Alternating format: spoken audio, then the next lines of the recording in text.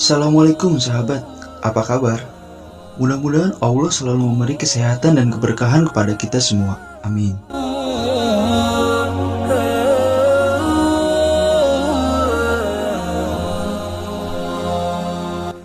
Selamat datang di channel Kisah Nabi dan Rasul.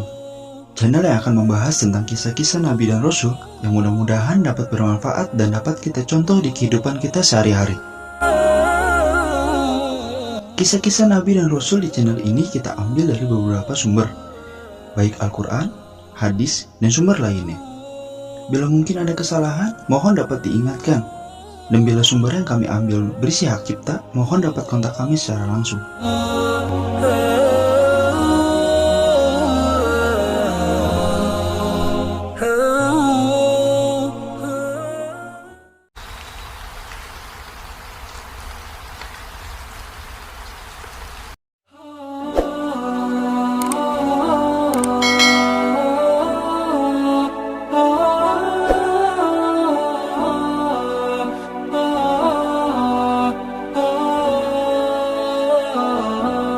Setelah Allah Subhanahu wa Ta'ala menciptakan bumi dengan gunung-gunungnya, laut-lautannya, dan tumbuh-tumbuhannya, menciptakan langit dengan mataharinya, bulan dan bintang-bintangnya yang bergemerlapan, lalu menciptakan malaikat-malaikatnya, sejenis makhluk halus yang diciptakan untuk beribadah menjadi perantara antara Zat yang Maha Kuasa dengan hamba-hambanya, terutama para Rasul dan Nabinya.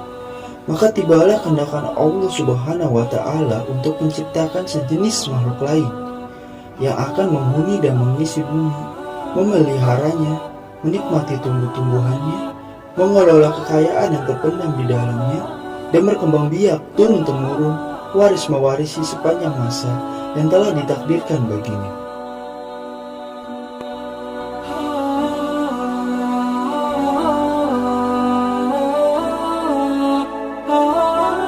Para malaikat ketika diberitahukan oleh Allah Subhanahu wa Ta'ala akan kehendaknya menciptakan makhluk lain itu, mereka khawatir kalau kehendak Allah menciptakan makhluk yang lain itu disebabkan kelalaian mereka dalam ibadah dan menjalankan tugas atau karena pelanggaran yang mereka lakukan tanpa disadari. Berkata mereka kepada Allah Subhanahu wa Ta'ala, "Wahai Tuhan kami, buat apa Engkau menciptakan makhluk lain selain kami? Padahal kami selalu bertasbih, bertahmid, melakukan ibadah dan mengagungkan nama-Mu tanpa henti-hentinya. Sedang makhluk yang Tuhan akan ciptakan dan turunkan ke bumi itu niscaya akan bertengkar satu sama lain, akan saling bunuh-membunuh, berebutan menguasai kekayaan alam yang terlihat di atasnya dan terpendam di dalamnya. Sehingga akan terjadilah kerusakan dan kehancuran di atas bumi yang Engkau ciptakan itu." Allah berfirman, menghilangkan kekhawatiran para malaikat itu. "Aku mengetahui apa yang kamu tidak ketahui, dan aku sendirilah yang mengetahui hikmah penguasaan Bani Adam atas bumiku. Bila aku telah menciptakannya dan meniupkan roh kepadanya, bersujudlah kamu di hadapan makhluk baru itu sebagai penghormatan dan bukan sebagai sujud ibadah. Karena Allah Subhanahu wa Ta'ala melarang hambanya beribadah kepada sesama makhluknya."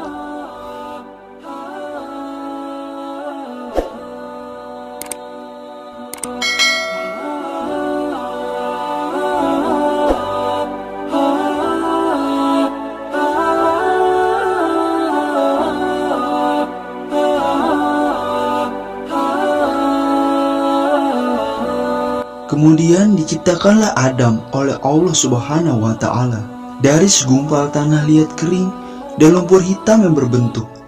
Setelah disempurnakan bentuknya, ditiupkanlah roh ciptaan Tuhan ke dalamnya, dan berdirilah ia tegak menjadi manusia yang sempurna.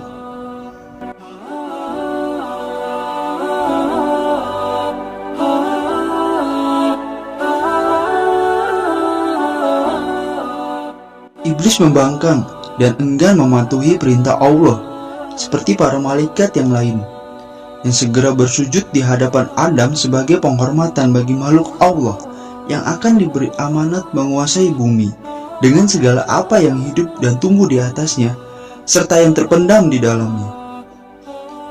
Iblis merasa dirinya lebih mulia, lebih utama, dan lebih agung dari Adam, karena ia diciptakan dari unsur api, sedangkan Adam dari tanah dan lumpur. Kebanggaannya dengan asal-usulnya menjadikan ia sombong dan merasa rendah untuk bersujud menghormati Adam seperti para malaikat yang lain, walaupun diperintahkan oleh Allah.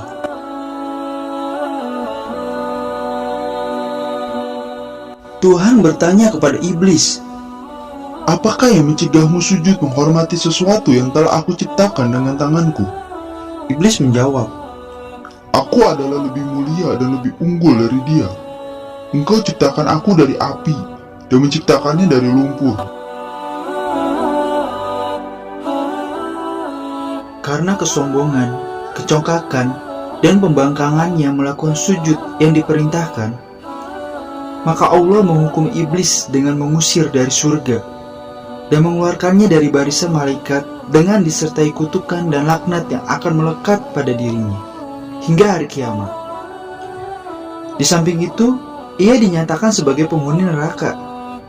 Iblis dengan sombongnya menerima dengan baik hukuman Tuhan itu, dan ia hanya mohon agar diberi kesempatan untuk hidup kekal hingga hari kebangkitan kembali di hari kiamat. Allah meluluskan permohonannya, dan ditangguhkanlah ia sampai hari kebangkitan. Tidak berterima kasih dan bersyukur atas pemberian jaminan itu, bahkan sebaliknya, ia mengancam akan menyesatkan Adam, sebagai sebab terusirnya dia dari surga dan dikeluarkannya dari barisan malaikat, dan akan mendatangi anak-anak keturunannya dari segala sudut untuk memujuk mereka meninggalkan jalan yang lurus dan bersamanya menempuh jalan yang sesat, mengajak mereka melakukan maksiat dan hal-hal yang terlarang, menggoda mereka supaya melalaikan perintah-perintah agama dan mempengaruhi mereka agar tidak bersyukur dan beramal soleh.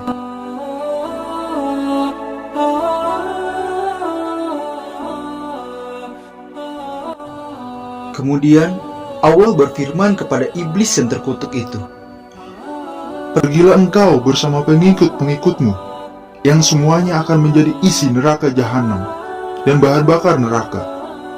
Engkau tidak akan berdaya menyesatkan hamba-hambaku yang telah beriman kepadaku dengan sepenuh hatinya dan memiliki akidah yang mantap dan tidak akan tergoyah oleh rayuanmu, walaupun engkau menggunakan segala kepandaianmu, menghasut dan memfitnah. Allah hendak menghilangkan anggapan rendah para malaikat terhadap Adam dan meyakinkan mereka akan kebenaran hikmatnya, menunjuk Adam sebagai penguasa bumi. Maka diajarkanlah kepada Adam nama-nama benda yang berada di alam semesta. Kemudian diperagakanlah benda-benda itu di depan para malaikat seraya. Cobalah sebutkan bagiku nama-nama benda itu. Jika kamu benar, merasa lebih mengetahui dan lebih mengerti dari Adam. Para malaikat tidak berdaya memenuhi tantangan Allah untuk menyebut nama-nama benda yang berada di depan mereka. Mereka mengakui ketidaksanggupan mereka dengan berkata, Maha Agung Engkau, sesungguhnya kami tidak memiliki pengetahuan tentang sesuatu, kecuali apa yang Tuhan ajarkan kepada kami. Sesungguhnya, Engkaulah yang maha mengetahui dan maha bijaksana. Adam lalu diperintahkan oleh Allah untuk memberitahukan nama-nama itu kepada para malaikat. Dan setelah diberitahukan oleh Adam, berfirmanlah Allah kepada mereka, Bukankah aku telah katakan padamu bahwa aku mengetahui rahasia langit dan bumi, dan mengetahui apa yang kamu lahirkan dan apa yang kamu sembunyikan? Adam diberi tempat oleh Allah di surga, dan baginya diciptakanlah Hawa untuk mendampinginya dan menjadi teman hidupnya, menghilangkan rasa kesepiannya dan melengkapi keperluan fitrahnya untuk mengembangkan keturunan. Menurut cerita para ulama, Hawa diciptakan oleh Allah dari salah satu tulang rusuk Adam yang di sebelah kiri di waktu ia masih tidur, sehingga ketika ia terjaga, ia melihat Hawa sudah berada di sampingnya. Ia ditanya oleh malaikat, Wahai Adam, apa dan siapakah makhluk yang berada di sampingmu itu? Berkatalah Adam, seorang perempuan, sesuai dengan fitrah yang telah diilhamkan oleh Allah kepadanya. Siapa namanya? Tanya malaikat lagi. Hawa, jawab Adam. Untuk apa Tuhan menciptakan makhluk ini? Tanya malaikat lagi. Adam menjawab, "Untuk mendampingiku, memberi kebahagiaan kepadaku, dan mengisi keperluan hidupku, sesuai dengan kehendak Allah." Allah berpesan kepada Adam, Tinggallah engkau bersama istrimu di surga. Rasakanlah kenikmatan yang berlimpah-limpah di dalamnya. Rasailah dan makanlah buah-buahan yang lezat terdapat di dalamnya, sepuas hatimu dan sekehendak nafsu.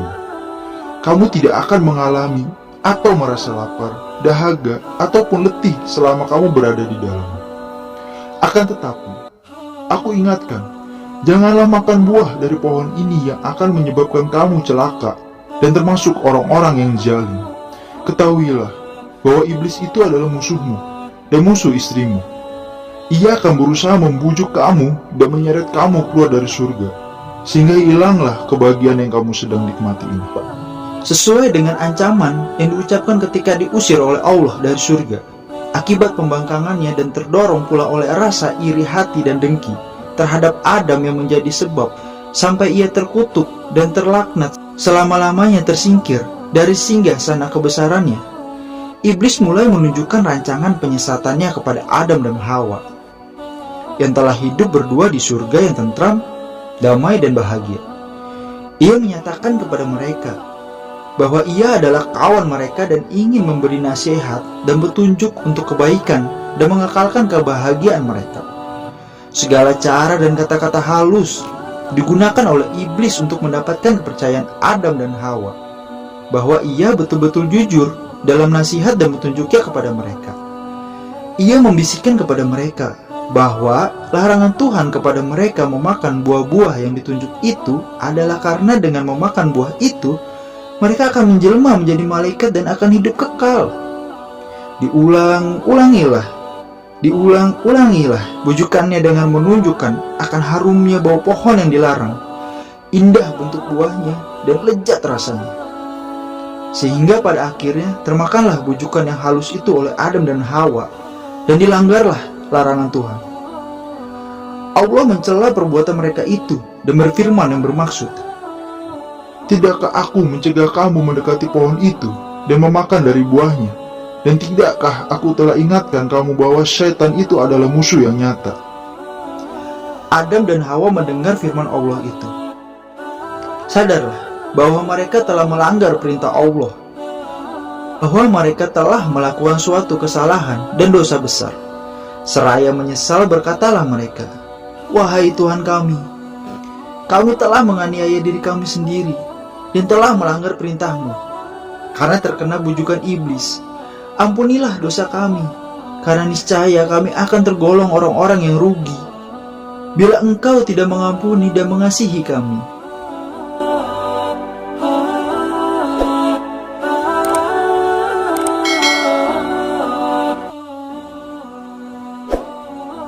Allah telah menerima taubat Adam dan Hawa, serta mengampuni perbuatan pelanggaran yang mereka telah lakukan.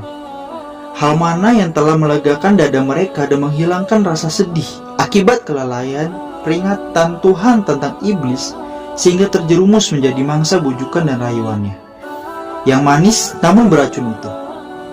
Adam dan Hawa merasa tentram kembali setelah menerima pengampunan Allah, dan selanjutnya akan menjaga jangan sampai tertipu lagi oleh iblis, dan akan berusaha agar pelanggaran yang telah dilakukan dan menimbulkan murka dan teguran Tuhan itu menjadi pengajaran bagi mereka berdua untuk lebih berhati-hati menghadapi tipu daya dan bujukan iblis yang terlaknat itu.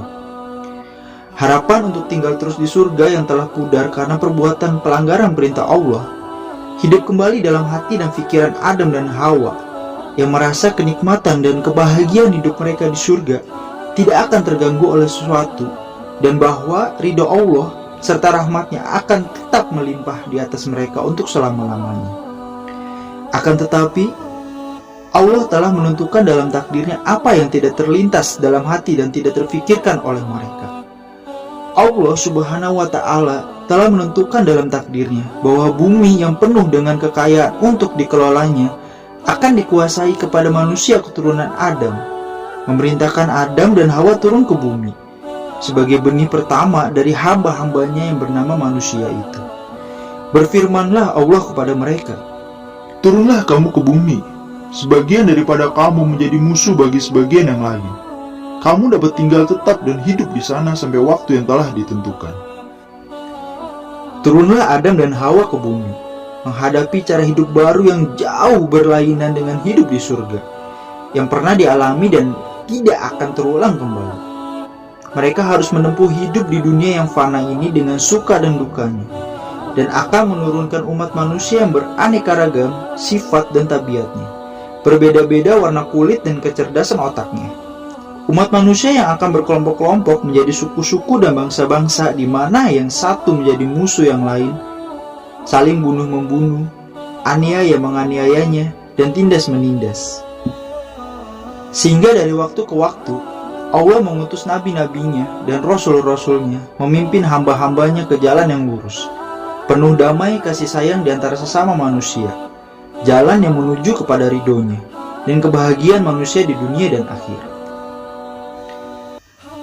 Al-Quran menceritakan kisah Adam dalam beberapa surat, di antaranya surat Al-Baqarah ayat 30 hingga ayat 38, dan surat Al-A'raf ayat 11 hingga 25. Pengajaran yang terdapat dari kisah Adam bahwasanya hikmah yang terkandung dalam perintah-perintah dan larangan-larangan Allah dan dalam apa yang diciptakannya kadangkala tidak atau belum dapat dicapai oleh otak manusia, bahkan oleh makhluknya yang terdekat, sebagaimana dialami oleh para malaikat. Tatkala diberitahu bahwa Allah akan menciptakan manusia, keturunan Adam, untuk menjadi khalifahnya di bumi, sehingga mereka seakan-akan berkeberatan dan bertanya-tanya, mengapa dan untuk apa Allah menciptakan jenis makhluk lain daripada mereka yang sudah patuh rajin beribadah, bertasbih, bertahmid, dan mengagungkan namanya. Bahwasanya manusia walaupun ia telah dikurniakan kecerdasan berpikir dan kekuatan fisikal dan mental, ia tetap mempunyai beberapa kelemahan pada dirinya, seperti sifat lalai, lupa, dan hilaf. Hal mana yang telah terjadi pada diri Nabi Adam yang walaupun ia telah menjadi manusia yang sempurna dan dikaruniakan kedudukan yang istimewa di surga, ia tetap tidak terhindar dari sifat-sifat manusia yang lemah itu. Ia telah lupa dan melalaikan peringatan Allah kepadanya tentang pohon terlarang dan tentang iblis yang menjadi musuhnya dan musuh seluruh keturunannya, sehingga terperangkap ke dalam tipu daya dan terjadilah pelanggaran pertama yang dilakukan oleh manusia terhadap larangan Allah. Bahwasanya seseorang yang telah terlanjur melakukan maksiat dan berbuat dosa, tidaklah ia sepatutnya berputus asa dari rahmat dan ampunan Tuhan, asalkan ia sadar akan kesalahannya dan bertaubat, tidak akan melakukannya kembali. Rahmat Allah dan maghfirahnya dapat mencakup segala dosa yang diperbuat oleh hambanya kecuali syirik.